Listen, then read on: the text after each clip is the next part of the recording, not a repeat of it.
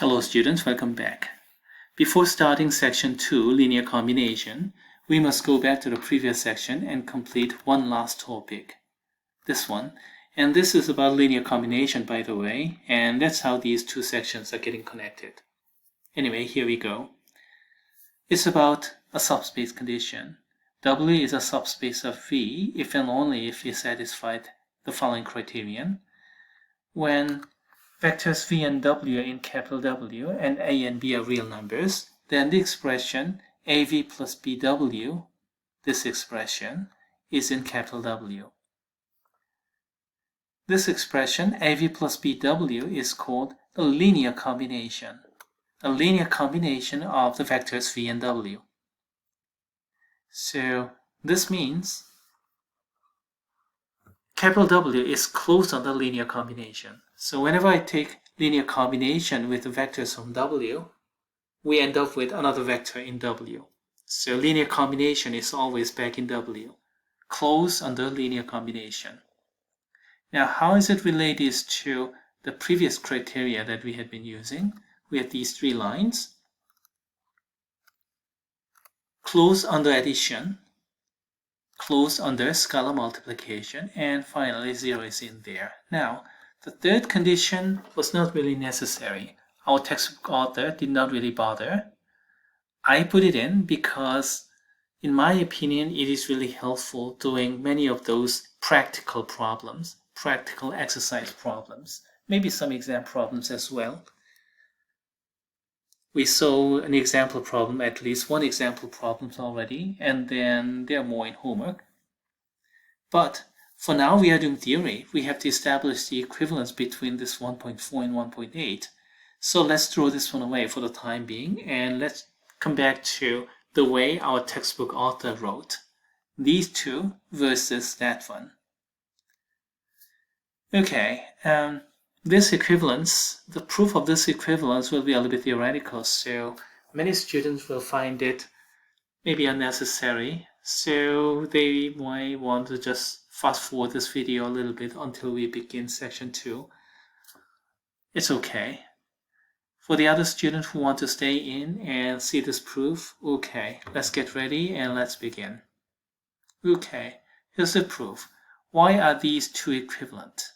Well, let's assume these two, SS1 and SS2, and then we'll prove that one. And then let's go vice versa. Alright, let's go ahead and then prove this. But then again, I didn't prove it yet, so let's start from here. V and W are from capital W and A and B are real numbers. And then let's apply some of these. Which one shall I apply? Let's begin with the second criterion. Close on the scalar multiplication. So we multiply A and V. Then we are going to get, oops.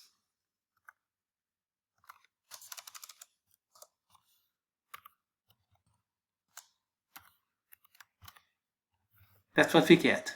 And also, W is a vector in capital W and B is a real number. So if I apply this,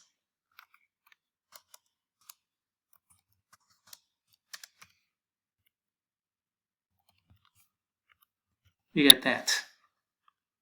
So we just used this one twice. Close on the scalar multiplication. One for V and one for W. And then we are going to use this one. Add them together. This is a vector in capital W, and that's a vector in capital W, so we can add them together, and sum is also in capital W.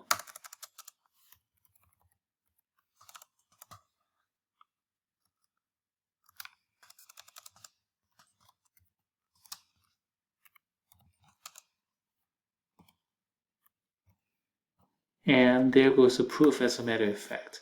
It's proof by logical implication, but it kind of resembles proof by algebraic manipulation in a sense that we have single flow of logic, kind of like single flow of equalities.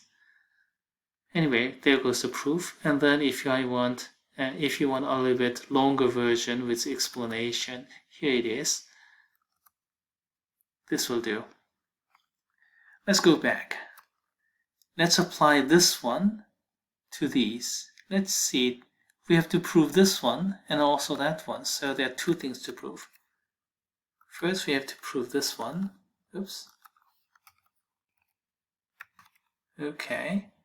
So let's suppose V and W in capital W, and we have to prove V plus W. How does that work? Okay, let's do this. V plus W, but then again you can rewrite it as 1V plus 1W, isn't it? In this form. Therefore, it's in capital W, and that completes the proof of SS1. You see, V plus W can be rewritten as linear combination 1V plus 1W in AB plus BW form. Okay, how about the second one? And how are we going to work it out? Okay, we want C times W, alright, we want CW, but this one can be rewritten as, let's see, in this expression, I'm going to put this part as 0, A equals to 0, so 0V plus CW, and that's an element of W because this part is a linear combination form. By the way, I don't like this V very much because this problem did not really specify whether V exists. So why don't I select a vector that's assumed to exist here? I'll put another W in there. See? If V and W are in capital W, then you can write AV plus BW, but here I assume that only W is included there, so we're going to get AW plus BW again in that form. That's okay, it doesn't matter, because that part will become 0 anyway. Anyway, we completed the proof. So okay, so much for the proof, so much for the theory, and let's go over to section 2 of this notebook. Section 2. Okay, let's pick up from where we left off. Let V be a vector space, and then V1, V2, V3 all the way up to Vn be the vectors in capital V, and x1, x2, x3 all the way up to xn are real numbers. This expression, x1, V1 plus x2, V2 plus all the way up to xn, Vn are called the linear combination. Linear combination. This is a general case. Previously we saw just two vectors, AV plus BW, but here we have arbitrary n vectors. We do not call it linear combination of x1, x2 all the way up to xn. No, subjects are vectors, and then these are just objects. These are just tools. And what kind of role does the tool play? x1, x2, this thing,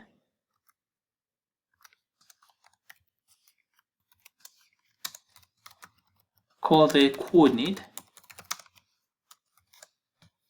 V equals to that expression, linear combination,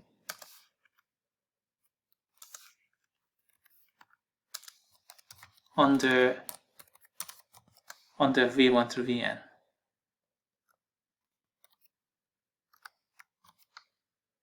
It's called a coordinate.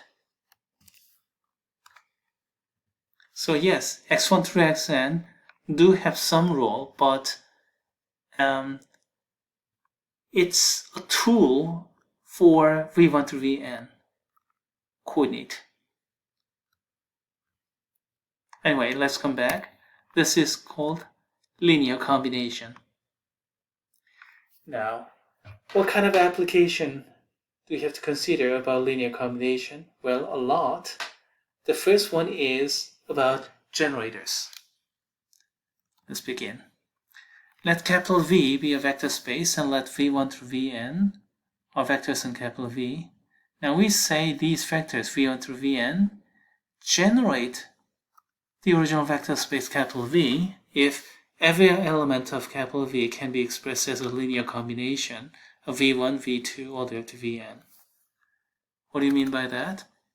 Any vector V from capital V has this expression, x1 v1 plus x2 v2 plus xn vn for appropriate x1, x2 all the way up to xn.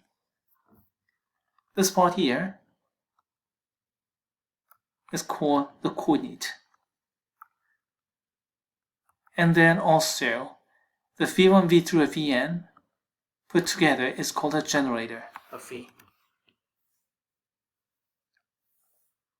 So what do you mean by generate? Generate means it creates everything, literally generate everything from capital V. So every vector from capital V can be written as a linear combination. That's what generating and generators are all about. Let's look at some example. Easiest example here. Let's see. Let's say arbitrary x with coordinate x1, x2 all the way at xn in Rn, and we'll say E1 is the first standard unit vector, E2 is the second standard unit vector, and then all the way up to the nth standard unit vector. Okay, I did a little color coding here. And then let's see. So x direction or first direction, E1 direction, and then E2 direction, and then dot dot dot we have En direction. So we have this parenthesis expression, n-tuple expression can be rewritten as a linear combination form. x1 E1 plus x2 E2 all the way up to xn En.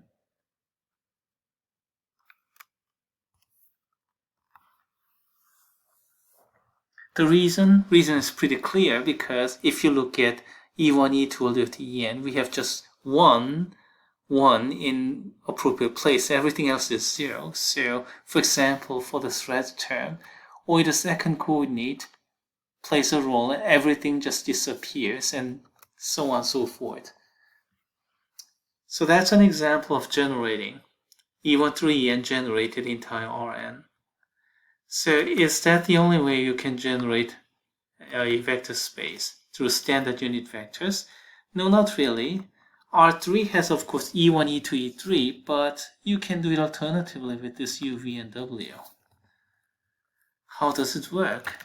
So arbitrary point, say A, B, C, can be written as some x times U plus y times V plus z times W. Can it be written like this? That's the question. So can we find that coordinate x, y, z? If we can, then yes, it is possible. And this is arbitrary point. So these three vectors, u, v, and w, generate entire R3. You can say that. Now, how do I find x, y, and z? A equals to, let's see, first coordinate, 1x minus 2y plus 0z. And let's go to second. Bz equals to 2x plus y plus c. C is equal to 0x plus 1y minus 1z. So what did you get? We have a system of linear equation with three unknowns, x, y, z. So we can solve it. And you can actually solve it, but it's too time consuming, so I'll cheat. I'll just ask Mathematica to do that. A, B, C is equal to, you need double equality to make equality, x times 1, 2, 0 plus y times 2, 1, 1 minus 2, 1, 1, excuse me, plus c times 0, 1, negative 1, and solve that with respect to x, y, and z. And I'll ask Mathematica to do this, and this is what we got. 1/3 a plus b plus c, that's x, and then 1/6 negative 2a plus b plus c, and so on and so forth. Yes, you can determine x, y, and z, and a and b and c, that's arbitrarily given, so based upon these, I can find what x, y, and z are. So once you put those in, yes, we have the proof that every point a, b, c can be written as a linear combination, and that was rather unpleasant computation, which was done quickly using computer algebra system. How about this example? U is 1, 2, V is negative 2, 1, W is 0, 1. In that case, what do we get? Oops, wrong key. So AB, arbitrary vector, is equal to x times 1, 2, plus y times negative 1, negative 2, 1, z times 0, 1. In that case, what do we get? We have only two equations because there are only two coordinates here, two components. A is equal to 1x minus 2y plus 0. B is equal to 2x plus y plus c. So what did we get? We got two equations and three unknowns. We're going to get infinitely many solutions, but nonetheless, we will have solutions. So yes, these will generate. Previous case, the solution was unique, so coordinate was uniquely determined. In this case, not unique solutions, so each vector may have many different coordinate expressions, infinitely many different expressions. In any case, these all generate the space. We just saw those. Now, what properties do those generators have? Let's talk about those, and then let's talk about the proofs in separate videos. Let V be vector space generated by V1 through Vn, and let W be vector space such that V1 through Vn are in that W. Then V is a subspace of W. So you don't have to prove that every single vector V is in capital W. All you need to do is to show that the generators are in W, then entire capital V is in W. That's what this theorem is talking about. How about the next one? V be a vector space and V1 through Vn be vectors in capital V, and the set of all linear combinations V1 through Vn form a subspace of W, and that's expressed as this triangular bracket open, this expression, and that corresponds to all x1 v1 plus dot dot dot xn vn, where x1, x2,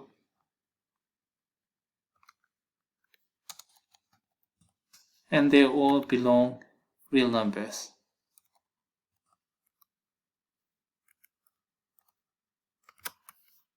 Oops.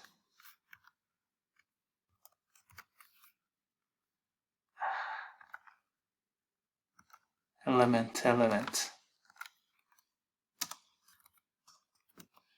So okay, this set consists of all the linear combinations where the coefficients are every possible real numbers, and put those together as a set, and this set will turn out to be a subspace, and that turns out to be the smallest possible subset that includes all of V1 through Vn. That's called the subspace generated by V1 through Vn, and we use this kind of notation.